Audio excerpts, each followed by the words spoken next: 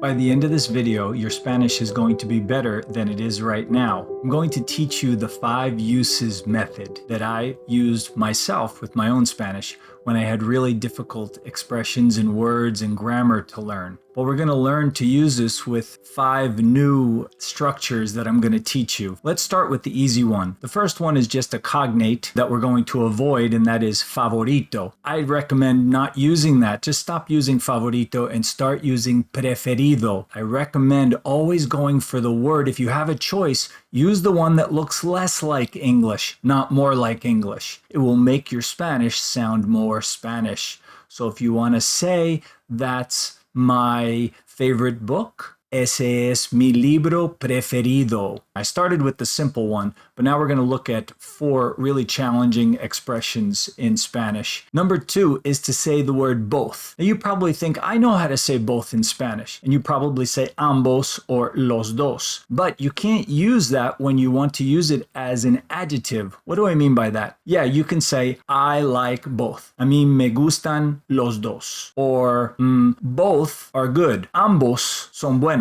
Both my sister and my brother live in the United States. You can't say ambos or los dos in that case. You have to use tanto como. You have to use 2 words. Listen to how it sounds. Tanto mi hermano como mi hermana viven en los Estados Unidos. Yes, this translates as both. Both my brother and my sister live in the US. This is how you do it. So you just have to take that structure. It's a simple structure to recognize, but then to actually use it, you won't remember to use it. So I realized that when I was having conversations, I could never remember that difficult thing that I learned in a book or in my Spanish class. So that's when I said, all right, enough is enough. I'm going to take the bull by the horns and I'm going to be aggressive about this. And you've noticed that's a theme in a lot of my videos is instead of taking a passive approach and just letting Spanish organically happen on its own, that's not going to cut it. That doesn't work for adults. A lot of times you don't have enough opportunities and situations to use all these new things. So I take a more aggressive approach and take that new thing that you might only use once in a blue moon anyway and use it on purpose. If you use it on purpose 5 times, and if it could be like 5 times in a row, it could be 5 times with the same person, but I think it's better with 5 different people in 5 different situations. You use this new expression and you might say, yeah, but I don't need to always use it. That's true. So you have to force it into the conversation. And I know a lot of you are probably thinking, what? How? Force it. That's not natural. That's not good. This is the method I used. This is what built my Spanish up and made me fluent in Spanish, because later when I needed that expression, I knew it. It was there because I had used it 5 times. So I would say to my friend, tanto mi hermano como mi hermana viven en los Estados Unidos. Both my brother and my sister live in the US, and my friend might say, oh, well, that's good. Now, if I used it incorrectly, they might say, wait, what? No, you didn't say that right. And that gives me feedback. And now I learned if I used it correctly or not. But if they just reacted naturally, then I knew I used it correctly. Okay, the next one is very simple, but it is a big headache for English speakers because in Spanish, you know there are 4 ways just to say the word was. You can say fue, era, estaba, and estuvo. So how do you decide between those 4 words every time you want to just simply say the word was? Listen to native speakers, and when you're watching videos, when you see that it comes up and you can see maybe in your translation, if you're using it, that it's the word was, notice what it is, and especially if it's a phrase that you yourself can imagine saying, then take that phrase and adjust it a little bit if you have to just change the subject or the object and make it your own. But in this case, here's the sentence. La película estuvo buena. The movie was good. A lot of people say that, right? Or the movie wasn't good. La película no estuvo buena. Okay, number 4. Now this one is a little more complex. In English, we call it the third conditional.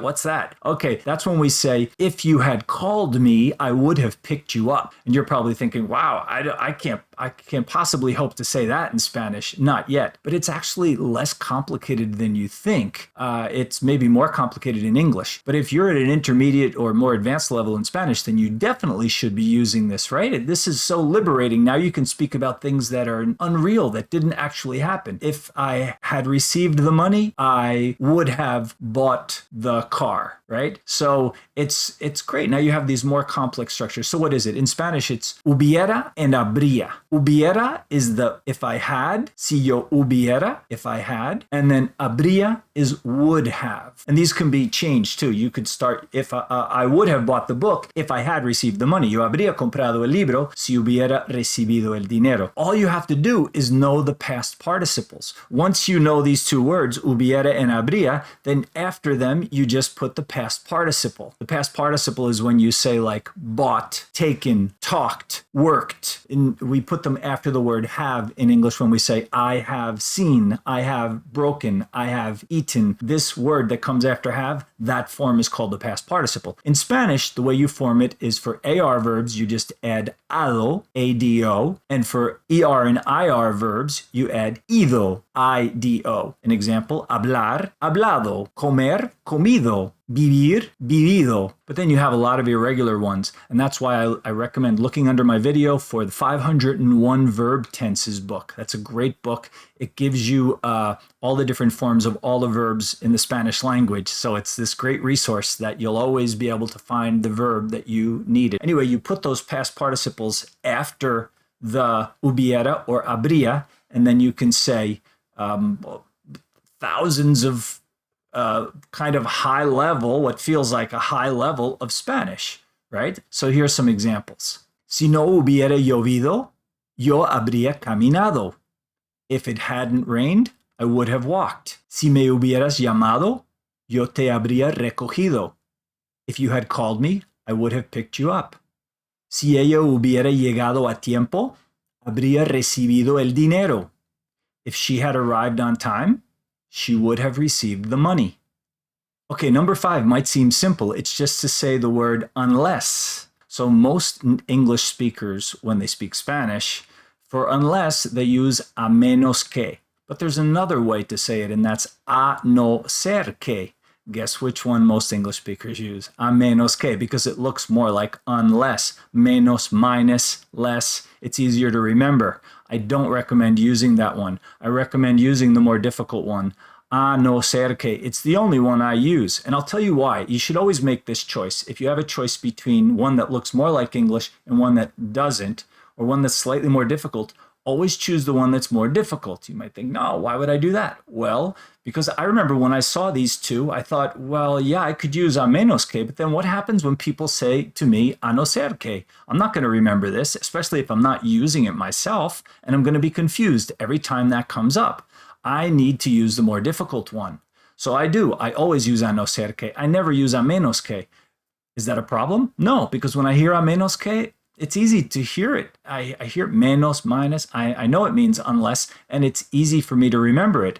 And because I always use a no ser que, I always recognize it also. It's the same with favorito and preferido. I always use preferido, so I know that means favorite. And when I hear favorito, I have no problem understanding it because it sounds really similar to the English favorite. So that's why I recommend always making this choice. So you get out there, you use these new expressions, use them 5 times. So here's an example. A no ser que tengas el libro indicado, no puedes participar en esta clase. Unless you have the right book, you can't participate in this class. Okay, now I'm going to give you 5 challenge sentences for you to translate into Spanish. Number 1, that's my favorite movie. Number 2, both my sister and her friend are writers. Number 3, the dinner was good. Number 4, if I had known, I would have told you. Number 5, unless you use these phrases 5 times, you won't remember them. Remember, millions of people speak Spanish fluently, and you will too. Recuerda, millones de personas dominan el español y tú también lo dominarás.